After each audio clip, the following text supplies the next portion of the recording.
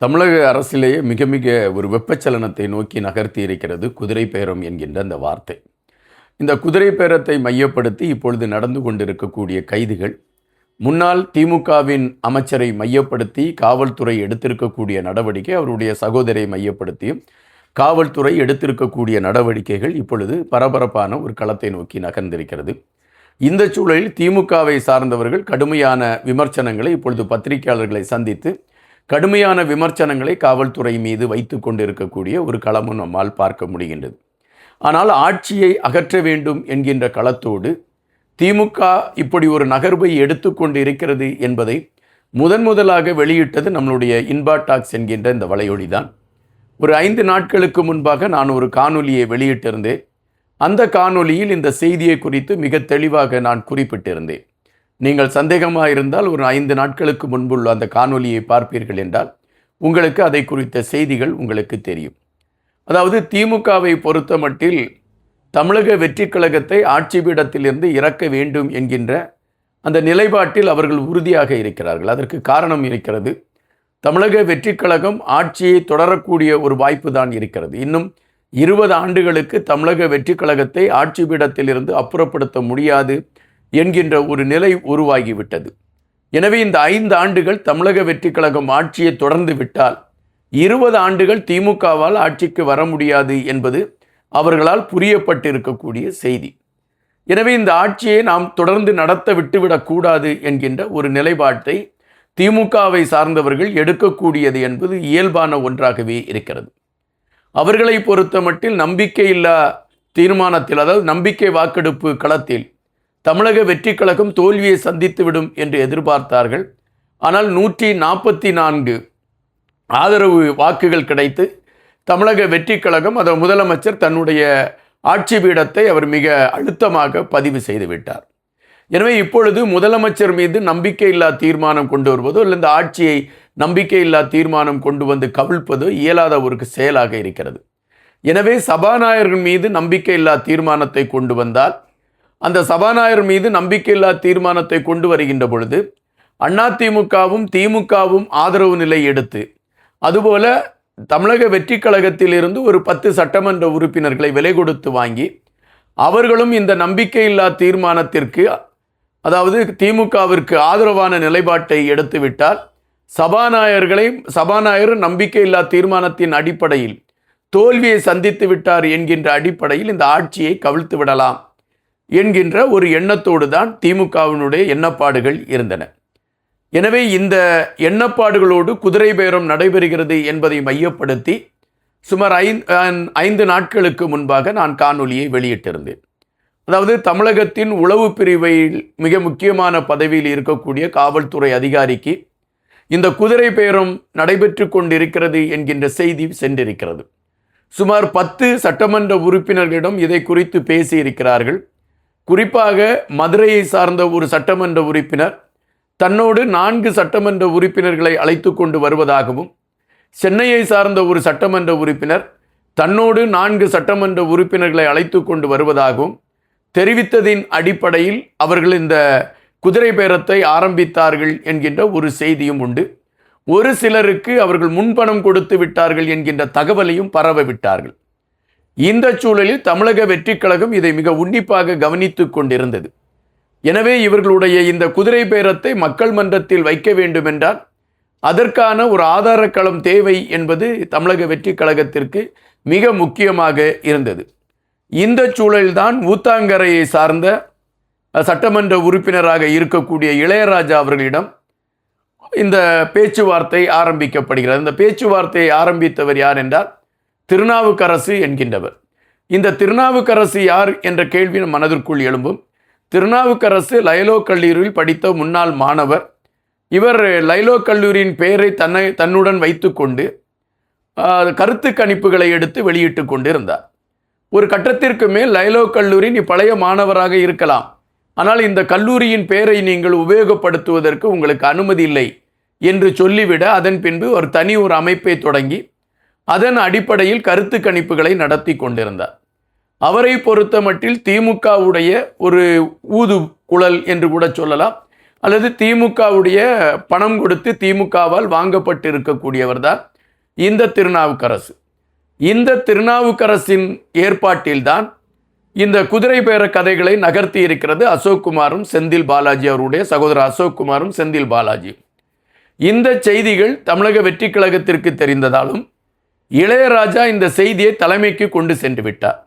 எனவே தலைமை உடனடியாக அதற்கான நடவடிக்கைகளை எடுக்க பரிந்துரைக்க காவல்துறைக்கு இந்த செய்தி கொண்டு செல்லப்பட்டது. காவல்துறை விசாரணையை முடுக்கிவிட்டதின் அடிப்படையில் திருநாவுக்கரசு, தியாகராஜன், நரேஷ் என்கின்ற 3 பேரை கைது செய்திருக்கிறது.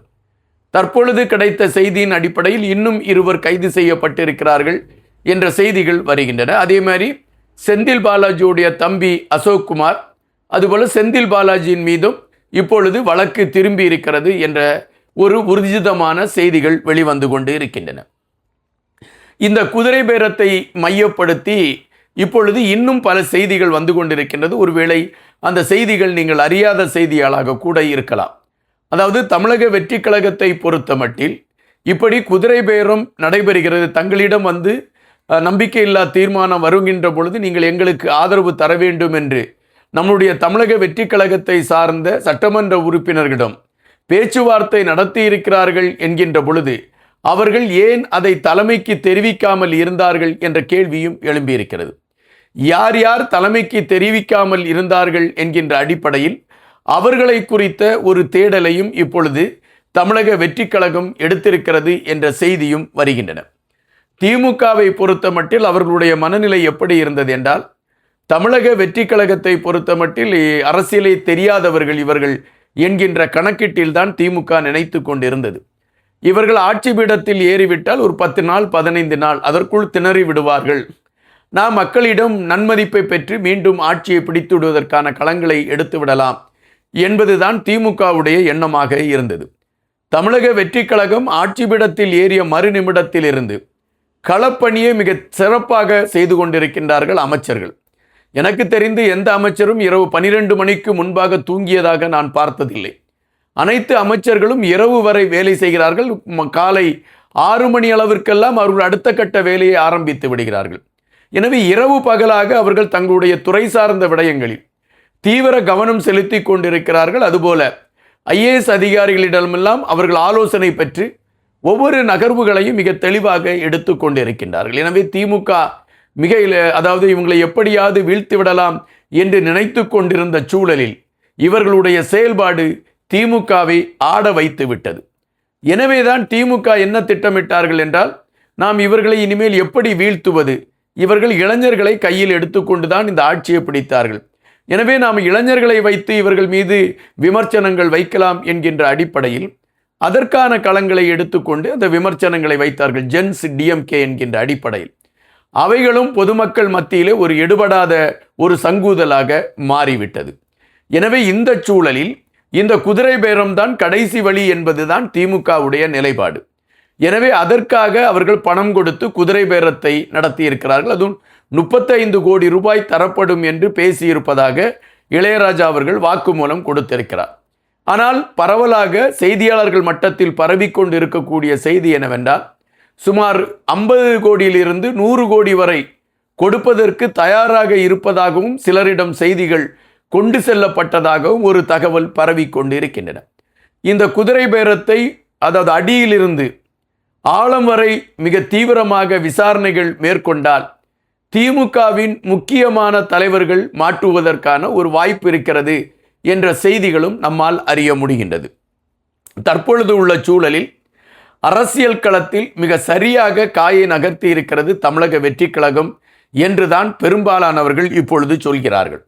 இப்பொழுது மு.க. ஸ்டாலின் அவர்கள் தன் கட்சியை சார்ந்தோ தங்களுடைய அந்த மக்களுக்கு எதிராக தமிழக வெற்றி கழகம் செயல்படுகிறது என்று அவர்கள் கருத்துக்களை எடுத்து வைத்தால் மக்களை பொறுத்த மட்டில் ஒரே ஒரு பதில்தான் இருக்கின்றது, கொஞ்சம் ஒப்பாரியை நிறுத்திவிட்டு நீங்கள் உங்களுடைய வேலைகளை பாருங்கள், தமிழக வெற்றி கழகம் மிக சிறப்பாகத்தான் செயல்பட்டு கொண்டு இருக்கிறார்கள் என்கின்ற ஒரு நிலைப்பாடுதான் மக்கள் மனதில் இருக்கிறது. எனவே மக்களுடைய மனநிலையை மாற்றி தமிழக வெற்றி கழகத்தை வீழ்ச்சிக்கு கொண்டு சென்று விடலாம் என்ற கணக்கீடை திமுக எடுத்தால் அது திமுகவிற்கு வெற்றி பூஜ்ஜியமாகத்தான் மாறும். எனவேதான் திமுக சலன புத்தி உள்ளவர்களை நாம் சந்தித்து அவர்களை நம்பக்கம் திருப்பி ஆட்சியை கவிழ்த்து விடலாம் என்கின்ற நிலைப்பாட்டில் அதற்கான காய்களை நகர்த்தி இருக்கிறார்கள். ஆனால் தமிழக வெற்றி கழகத்தை சார்ந்தவர்கள் திமுகவின் ஒவ்வொரு நகர்வுகளையும் அவர்கள் மோப்பம் எடுத்து இவர்கள் எந்த வழியில் செல்வார்கள், நாம் எப்படி அணை போடலாம் என்கின்ற விடயத்தை மிக தெளிவாக தெரிந்து வைத்து அதற்கான களங்களை மிக துல்லியமாக செய்திருக்கிறது தமிழக வெற்றி கழகம்.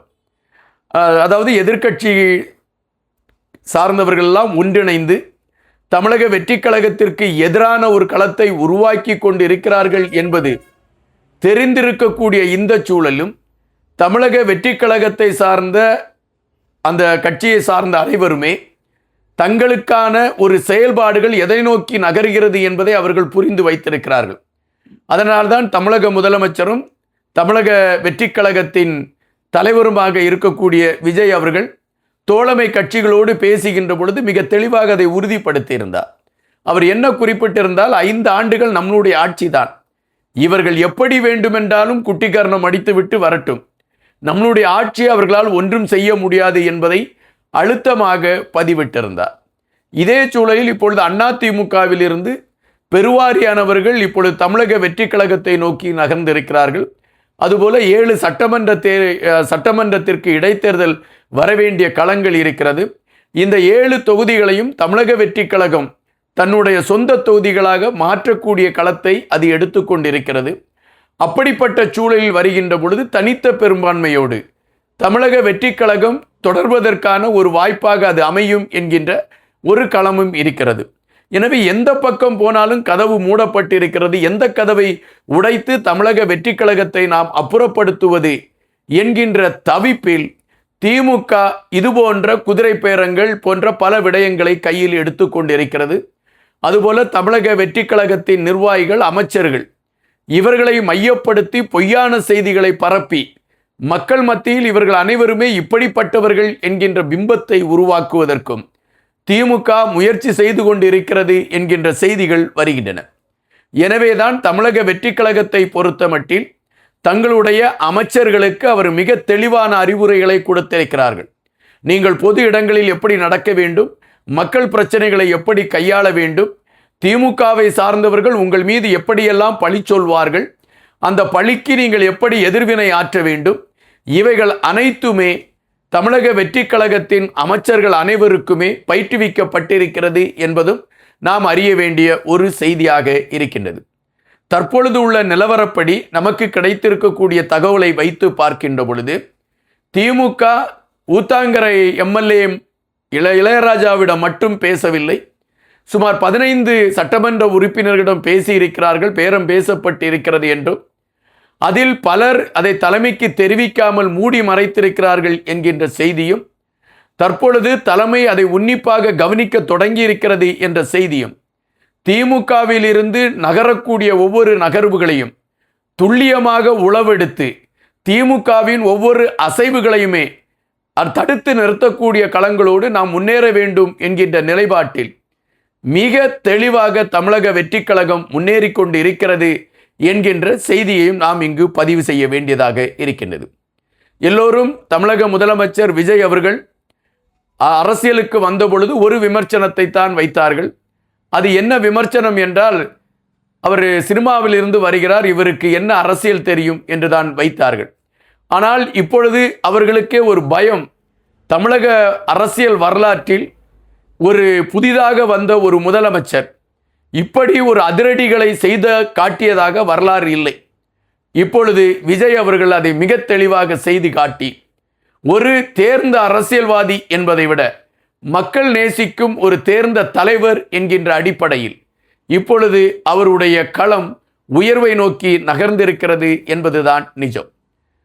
திமுக முக்காடிடலாம், முட்டி போடலாம், கதறலாம், ஒப்பாரி வைக்கலாம், அல்லது வேறு பல தில்லுமுள்ளு வேலைகளை செய்யலாம். எதை செய்தாலும் தமிழக வெற்றி கழகத்தை வீழ்த்த முடியாது என்பதுதான் தற்பொழுது உள்ள களம். தமிழக வெற்றி கழகத்தில் செயல்பட்டு கொண்டு இருக்கக்கூடியவர்கள் மிக லகுவான கணிப்புக்குள் இருக்கக்கூடியவர்களாக தெரியவில்லை. அவர்கள் மிக தேர்ந்த அரசியல் ஞானம் உள்ளவர்களாக இருக்கிறார்கள் என்பதை நாம் இங்கு அழுத்தமாக பதிவு செய்ய வேண்டியதாக இருக்கின்றது. காத்திருப்போம். இன்னும் பல தேடல்களோடு உங்களை சந்திக்கின்றேன். நன்றியுடன் இன்பா.